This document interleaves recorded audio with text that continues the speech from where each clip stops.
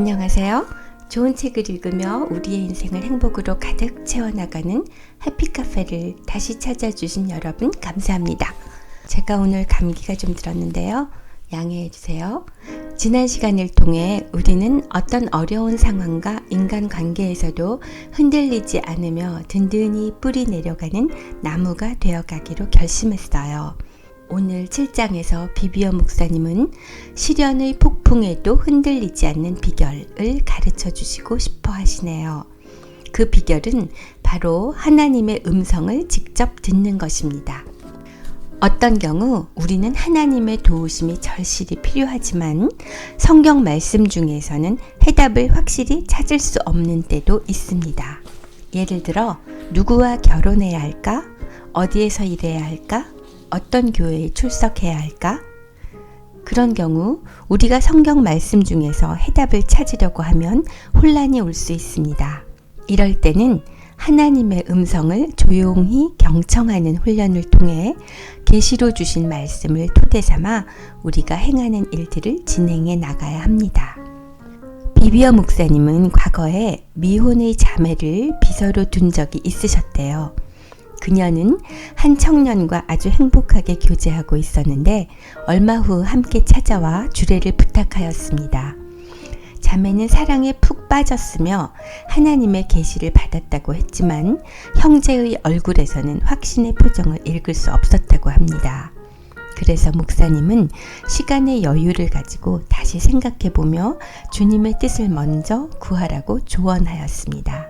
비서는 그 후로 목사님에게 섭섭해하며 안절부절 못하였다고 합니다. 하지만 목사님이 생각하기에는 그 형제가 만약 하나님의 분명한 뜻이라는 확신이 없이 결혼하게 된다면 삶의 시련이 다가올 때 이런 의문을 갖게 될 것 같았다고 하십니다. 내가 다른 자매와 결혼했더라면 어떻게 됐을까? 하나님의 뜻이 무엇인지 확실히 확인해 두었어야 했는데 난 함정에 빠진 것 같아. 다행히도 얼마 후 비서와 사귀던 형제가 다시 찾아왔을 때 그 형제의 눈빛은 사랑으로 가득 차 있었고 하나님께 오래 기도하고 응답을 받았으며 이 자매를 배우자로 주신 것을 확신한다고 말했습니다. 드디어 그들은 모두가 축복해주는 결혼, 자신들도 확신할 수 있는 결혼을 할 수 있었습니다. 여러 목사님들의 설교에서 가끔 듣는 재미있는 일화가 있는데요. 교회에 어여쁘고 피아노를 잘 치는 자매가 출석하기 시작하면 평균 10명 이상의 청년들이 목사님을 찾아와 그 자매와 결혼하라는 하나님의 음성을 들었다고 고백한다는 것입니다. 요즘 유튜브에서 유명하신 목사님께서 설교 중에 이런 말씀을 해주셨어요. 독신으로 사시는 본인에게 많은 여자 성도들이 목사님과 결혼하라는 하나님의 음성을 들었다고 찾아왔다는 거예요. 그들은 정말 하나님 말씀을 들은 것일까요? 우리는 평소에 하나님의 음성을 분별하는 훈련을 잘 해두어야 하겠네요. 그런데 어떻게 하나님의 음성을 들을 수 있을까요? 그 구체적인 방법에 대해서 이 책에서는 비비어 목사님이 제시해 주시지 않았지만 성경 말씀을 읽는 중 마음에 감동을 주신다든지 기도 중이나 비몽사몽 중에 환상을 보여주신다든지 직접 음성을 들려주신다든지 꿈으로 계시해 주신다든지 또는 목사님이나 믿음의 형제 자매로부터 받는 권면 중에 감동을 주신다든지 하는 여러 가지 방법이 있다는 것을 우리는 알고 있습니다. 하나님과 친밀함을 유지하며 하나님께 순종하며 사는 하나님의 자녀라면 이것이 하나님이 주시는 말씀이라는 것을 어떤 형태로든지 알아챌 수 있도록 성령님이 우리를 도우십니다.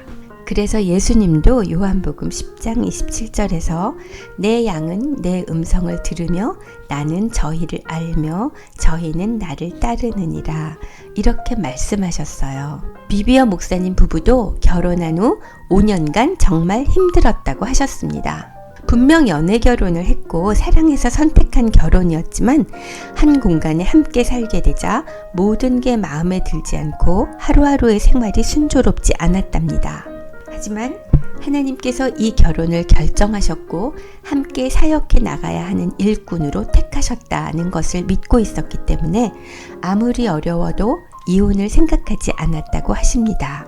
오히려 괴로움이 닥칠 때마다 하나님께서 우리를 치유하시고 우리를 변화시키시는 과정이라고 믿고 기다릴 뿐이셨다고 합니다.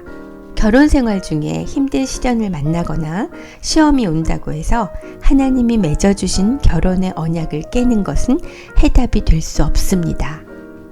서로 자신의 잘못을 회개하고 더욱 하나님의 말씀을 구하며 인내하며 그분의 조련에 스스로를 맡겨서 변화되어 가야 한다고 조언하십니다.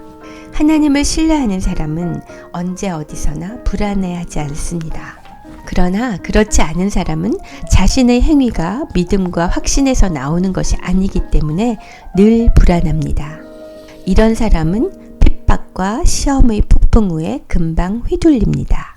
요한일서 2장 27절은 너희는 주께 받은 바 기름 부음이 너희 안에 거하나니 아무도 너희를 가르칠 필요가 없고 오직 그의 기름 부음이 모든 것을 너희에게 가르치며 참되고 거짓이 없으니 너희를 가르치신 그대로 주 안에 거하라. 이렇게 말씀하고 있습니다. 일단 하나님으로부터 내려온 지식을 받아들이면 어떤 누구도 당신을 휘두를 수 없습니다. 세상을 주관하시는 하나님의 말씀이므로 우리는 그분 말씀만 따르면 된다는 확신을 가질 수 있습니다. 상상해 보세요. 하나님께서 우레와 같은 큰 음성으로 확실하게 당신에게 무엇인가를 계시해 주셨다면 온 세계 사람들의 의견은 아무 가치도 없겠죠? 당신은 확신에 찬 선택을 할 수 있습니다. 설교할 때 종종 어떤 사람들은 메모를 하느라고 바쁜데요. 들리는 대로 모든 것을 기록하는 데만 급급합니다. 이렇게 하다 보면 성경 구절에 대해 지적으로 이해하고 해석할 수는 있지만 그것은 머리로만 아는 지식입니다. 하나님은 암송한 성경 구절 위에 교회를 세우겠다고 하시지 않았습니다. 하나님께서는 계시의 말씀 위에 교회가 세워지리라고 말씀하셨습니다.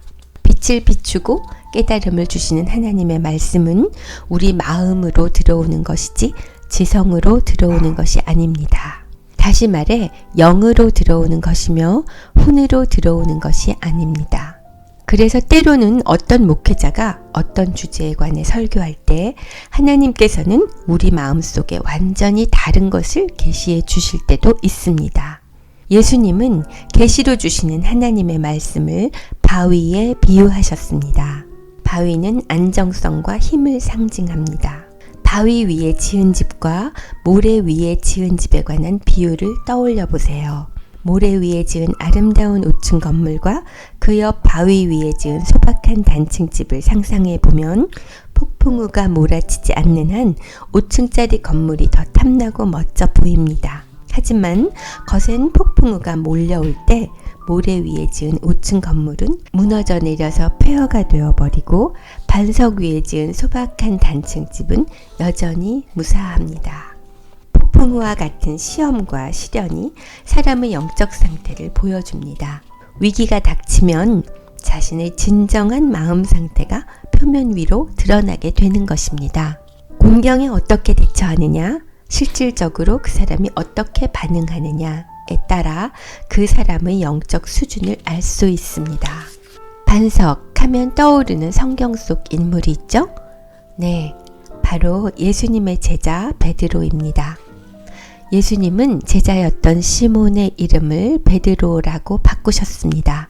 시몬이라는 이름의 뜻은 듣는다이며 그리스어로 페트로스라는 이름 베드로는 바위를 의미한다고 합니다.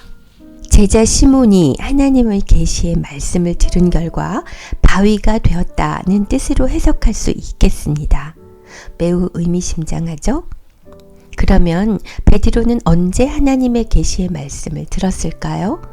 네, 마태복음 16장 16절에 시몬은 사람들이 나를 누구라 하느냐 하시는 예수님의 질문에 성령이 주시는 계시로 말미암아 주는 그리스도시요 살아계신 하나님의 아들이시니이다 라고 고백하게 됩니다.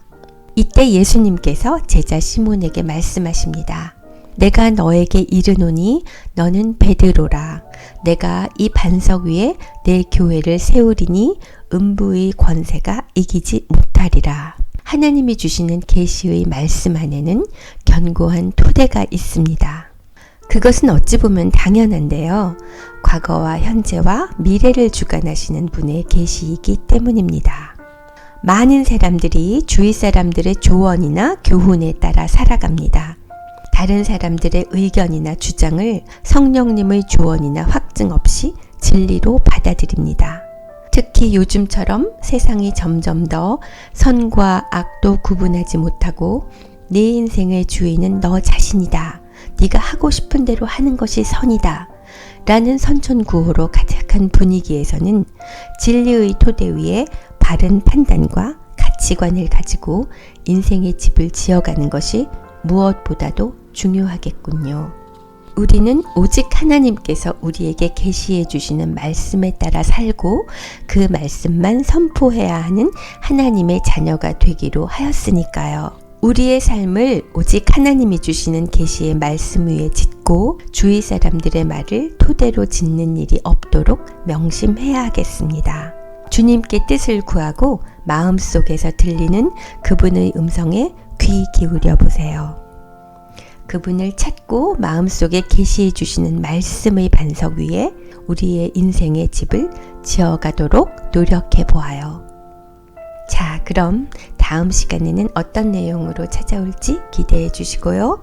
다시 만날 때까지 안녕.